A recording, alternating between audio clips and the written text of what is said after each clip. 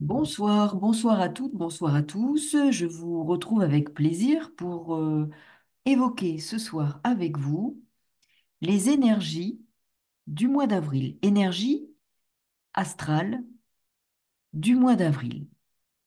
Mois d'avril sous haute tension. Quels enseignements à en tirer? Quels sont les défis? Alors nous avons Uranus conjoint à Jupiter. Vous voyez déjà sur le thème de ce jour, 1er avril, que la conjonction est quasi exacte.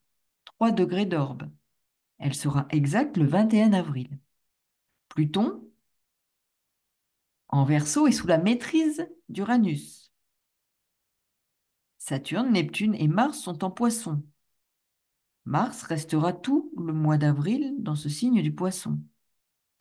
Signe des Poissons sous la régence de Jupiter et Neptune, lui-même en domicile. Et Mercure, comme vous le savez, va entamer sa rétrogradation entre le 1er et le 2 avril. Vénus en Poisson jusqu'au 5 avril et transitera le Bélier le reste du mois, planète maîtresse de la conjonction Uranus-Jupiter. Alors il est bien là question d'un temps de tension, de réaction, sachant que Mars est dans un signe hautement émotionnel. Les émotions peuvent faire surréagir, guidées par les ressentis, les humeurs, par conviction d'avoir raison, car intuitivement guidées. Alors l'éclipse totale solaire du 8 avril, elle aussi, est particulièrement importante. Vigilance pour les signes concernés. Alors Bélier et Balance, notamment, puisqu'il s'agit de cet axe-là, qui est activé par cette éclipse totale solaire. Et aussi les domaines selon les maisons où cette éclipse se formera pour chacun d'entre nous. Dans nos thèmes respectifs, regardons où elle va se dérouler pour avoir des indications sur les domaines particuliers de notre existence qui vont être concernés. Ce peut être un début, non pas une réaction immédiate, un événement immédiat, mais un déclencheur qui aura des effets sur les 6 mois à venir, et aussi des effets ou des impacts pour les endroits du monde où plus particulièrement l'éclipse solaire totale sera visible. Alors rappelez-vous, en août 1999, l'éclipse totale du Soleil était visible de la région parisienne notamment, et j'ai eu le grand plaisir de l'observer. Quelque chose de phénoménal, d'impressionnant. Yves le Noble était chez nous. Vous connaissez sans doute Yves le Noble, ce réputé et grand astrologue. Yves a d'ailleurs pu, à cette occasion, observer Mercure, alors que l'éclipse totale du Soleil se déroulait sous nos yeux. Certains effets de cette éclipse ont été ensuite perceptibles dans différents endroits où elle a été visible, dans son intégralité. Et vous souvenez-vous, en décembre, nous avons eu cette fameuse tempête terrible de décembre 1999 à laquelle, là aussi, j'ai assisté parce qu'elle était effectivement très forte dans l'Oise. Et entre autres catastrophes, les forêts de Senlis et alentours ont été dévastées pour de nombreuses années. Alors pour revenir aux enjeux proposés actuellement par le cosmos, vous savez sans doute que, comme les êtres humains, les planètes, dont la Terre, ont des corps subtils. Ces corps subtils sont plus vastes que le corps physique lui-même, qu'il soit de chair ou constitué de gaz ou autres substances physico-chimiques. Quels qu'ils soient, ces corps subtils sont plus larges que, effectivement, ce corps physique ou ces corps physico-chimiques, ces corps de gaz, qui sont les corps constitués de certaines planètes. Les corps subtils génèrent des émanations qui ont leur impact sur nous.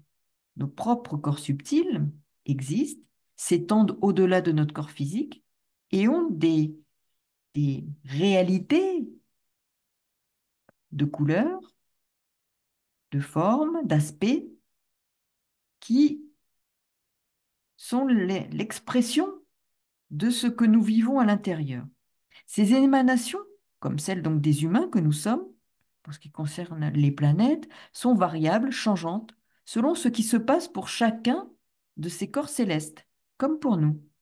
Autrement dit, notre aura, qui est déterminée par le monde de nos pensées, le monde de nos émotions, de nos affects, ayant des incidences sur notre mode de pensée, provoque des vibrations, des ondes énergétiques. Vous allez voir où je vais en venir par rapport à l'astrologie et ce mois d'avril. Donc des ondes énergétiques qui ont aussi des couleurs. Tout est vibration, tout est vibratoire. Les objets qui nous entourent sont de basse vibration. C'est pour cela que nous pouvons les voir, les percevoir. Plus les vibrations sont rapides, sont hautes, plus les éléments qu'elles constituent sont imperceptibles à la vue de la majorité d'entre nous. Vous allez très vite comprendre où je veux en venir par rapport à ce qui se joue actuellement au plan planétaire et au plan plus large, au plan cosmique, du point de vue astrologique. Et ce mois d'avril est particulièrement important. Les grands mouvements planétaires en cours sont très importants pour chacun d'entre nous, car les interférences avec nos corps subtils sont phénoménaux. L'accroissement du taux vibratoire de la planète Terre est concomitant avec celui des autres planètes, Mars, Jupiter, Saturne, Uranus, qui ont des effets majeurs actuellement. La Terre connaît au plan énergétique et vibratoire des modifications substantielles considérables qui ont des incidences sur son corps éthérique, donc sur nous, habitants de cette planète Terre. Nous sommes baignés par ce corps éthérique plus large que la simple planète Terre physique. Il est donc de même pour les autres planètes, Uranus, Jupiter, etc., qui connaissent des mutations profondes avec des incidences également sur leur corps subtil, eux aussi bien plus larges que le corps physico-chimique, matériel. Ces émanations en pleine mutation nous atteignent. Elles nous atteignent d'une façon ou d'une autre. Certaines personnes, si elles pouvaient vérifier l'état de leur ADN, pourraient faire le constat de la transformation des brins de cet ADN. Des recherches sérieuses ont démontré que certaines personnes avaient un ADN modifié qui présentait notamment 3 hélices et non plus 2. Tiens, pour la petite histoire, souvenez-vous que l'escalier du château de Chambord, imaginé et créé par Léonard de Vinci, génie, visionnaire, est la préfiguration de ce que plus tard les scientifiques ont découvert quant à la structure de notre ADN, cette sorte d'escalier à double hélice. Alors pour revenir au corps subtil et à l'astrologie, et puis à ce mois d'avril, hein, vous verrez très vite combien c'est important, vous aurez compris que les corps subtils des êtres humains sont déterminés par les émotions et les pensées entretenues, par les croyances qui sont issues de vécus ayant provoqué des émotions. Celles-ci deviennent notre réalité intérieure et poussent à des projections vers l'extérieur, donc des projections sur les autres, les événements, les situations qui nous entourent. Ce monde intérieur, souvent inconscient, issu du transgénérationnel ou de notre propre vécu, se construit dès la période de la gestation, grossesse de la mère, équivalent maison 12, analogie avec le signe des poissons, où se trouvent notamment Saturne et Mars au mois d'avril. Bien sûr, Neptune. Il devient une réalité intérieure qui s'auto-alimente et représente une entité qui fonctionne en nous à nos dépens, au point de nous nuire car elle a besoin, cette entité, pour exister, pour vivre, de s'alimenter à cette même source. Et les résistances au changement que nous souhaitons mettre en œuvre sont activées par cette forme pensée qui a besoin pour vivre de se nourrir des mêmes émotions toxiques. Voyez-vous où je vais en venir? Elle est vibration et vibre selon ce taux de vibration basse, nourri de peur, de tristesse, de colère, de rancune, de jalousie, etc. L'autoroute est tracée et ne demande qu'à être empruntée régulièrement. Me voyez-vous arriver? Ce mois d'avril et ses énergies astrales sont comme une étape d'évolution de prise de conscience majeure. L'axe Bélier-Balance est activé. Il parle de nous et des autres, de nous avec les autres, de nos projections de notre monde intérieur sur les autres. Mais aussi, les énergies astrales vont être propices à des prises de conscience relatives à nos façons de penser. Uranus, planète du mental supérieur. Mercure, rétrograde, planète du mental et de la façon de penser, de communiquer. Pluton, qui s'est jeté dans ce signe figuré par des ondes, qui est le Verseau, tout est vibration. Tout commence par les émotions, puis les pensées qui sont créatrices, selon leur taux vibratoire, d'une réalité plus ou moins lumineuse. Nos pensées génèrent des vibrations. Nos émotions génèrent des vibrations qui bâtissent un monde, qui matérialisent un monde selon le niveau vibratoire. Il sera fait selon ce que tu crois. Il sera fait selon ce que tu penses. Lorsque nous baignons dans un bain de paroles, un bain de pensées toxiques, que nous le voulions ou non, nous en sommes imprégnés. Nos corps subtils sont imprégnés de ces substances invisibles qui pénètrent nos cellules. Voyez comme lorsque vous êtes en réunion, par exemple, vous pouvez ressentir les émanations des corps subtils des personnes qui vous entourent. Un nettoyage pour vous sentir mieux est indispensable afin de vous défaire de ces influences énergétiques négatives qui sont venues se coller à vos corps subtils. Et vous vous demandez pourquoi parfois vous avez telle ou telle émotion. Elle ne vous appartient pas, vous l'avez récoltée auprès d'autres personnes dans leur corps subtil qui sont venus interpénétrer les vôtres.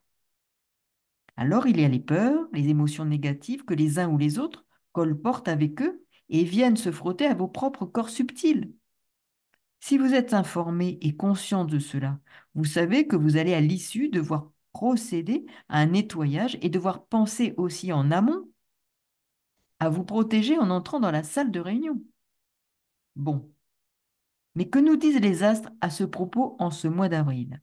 Il est question de faire notre propre révolution intérieure, de revoir nos attachements à certaines formes de sécurité matérielle, Uranus, Jupiter en taureau. Cela peut être très différent de l'un à l'autre. Ce qui est source de sécurité pour vous ne le sera pas pour moi, et vice et versa. Il va s'agir d'engendrer un processus de libération, de se libérer donc d'anciens schémas de pensée de fonctionnement qui suivent une route toute tracée que nous connaissons bien et empruntons régulièrement. Et à chaque fois que le même type de situation survient dans nos vies, je dis bien même type de situation, mais pas forcément même situation. Le schéma, c'est-à-dire, si vous préférez, habitude de pensée et d'action, toujours selon le même processus, le même déroulement, selon le même circuit de mise en œuvre, car il y a comme une sorte d'engramme qui s'est inscrit dans nos mémoires, dans notre mémoire cellulaire, et se trouve activé à chaque signal d'alerte identique, déclenchant inconsciemment le même type de réponse. Mars est en Poisson.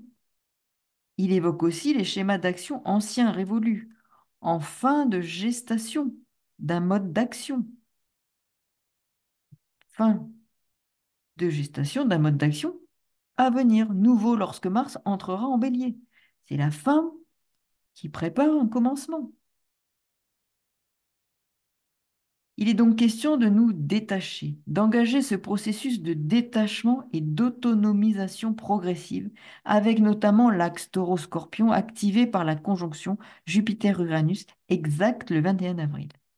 Début de cycle ne signifie pas qu'il se passe ce jour-là quelque chose. C'est un cycle de 14 ans. Mais cela engage une dynamique qui va nous permettre de faire procéder à des étapes d'évolution. Ainsi, il s'agit de nous libérer de chaînes que nous avons construites pour les sécuriser ou en lien avec des peurs d'abandon, des peurs de perdre, mais qui nous prive aujourd'hui de la créativité qui nous est nécessaire pour poursuivre notre chemin d'évolution, le chemin d'évolution de notre âme, qui est ici celui de l'expérimentation d'une voie d'évolution qui est propre à chacun d'entre nous. La lune noire, de son côté, est en Vierge.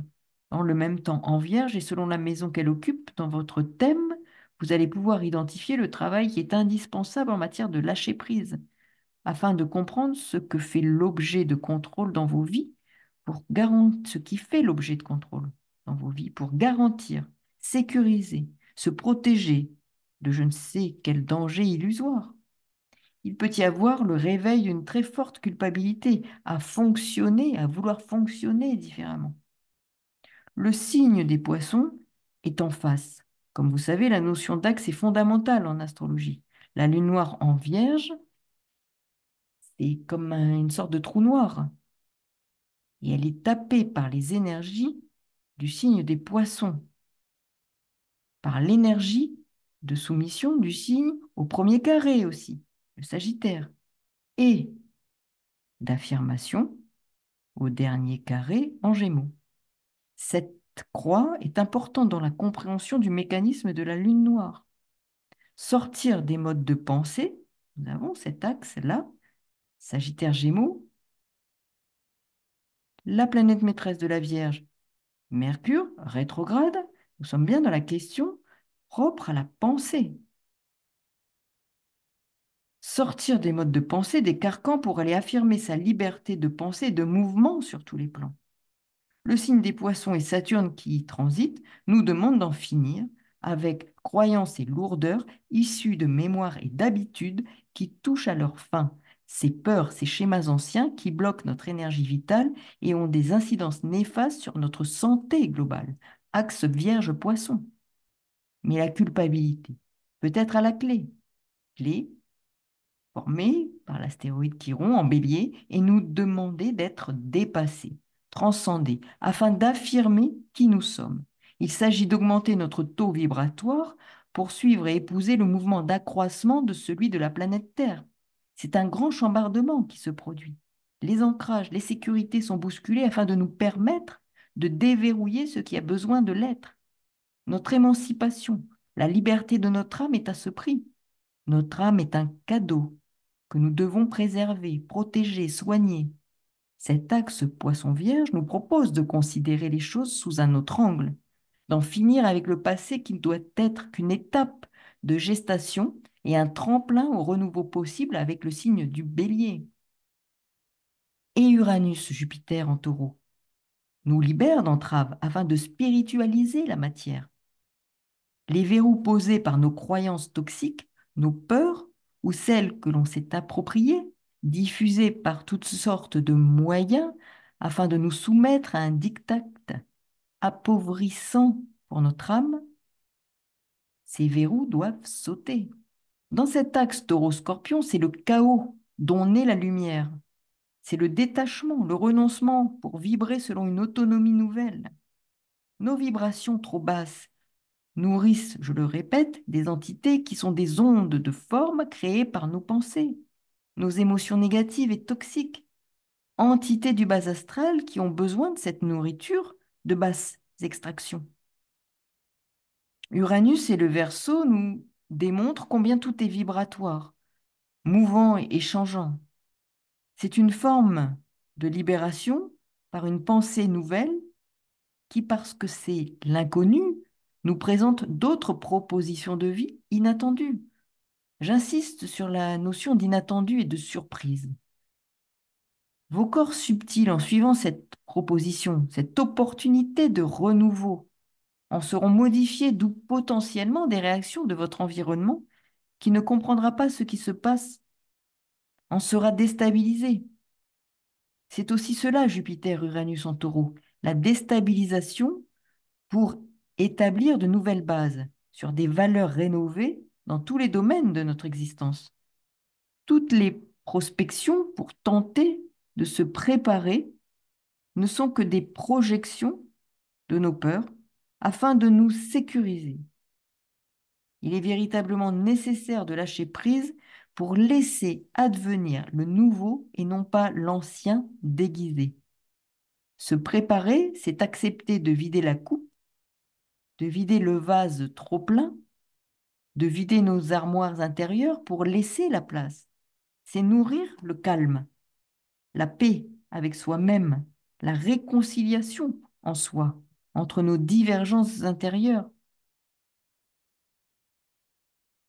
Faisons place nette et acceptons de laisser pénétrer la vie. Pluton en Verseau, c'est aussi la démonstration de la nécessité de se libérer, de faire table rase de ce qui est devenu obsolète dans notre façon de penser afin de nous rendre libres. C'est une véritable révolution intérieure, révolution de pensée pour agir sur notre taux vibratoire personnel. Pluton en Verseau, le pouvoir sur notre mental supérieur. Ces modifications de champ vibratoire sont indispensables à notre libération. Nous quittons un état d'être pour accéder à un autre plan. Cela se passe comme une nouvelle naissance. Les poissons représentent le signe de la gestation. Il va être nécessaire de couper les chaînes, les liens, que sont les conditionnements et programmations.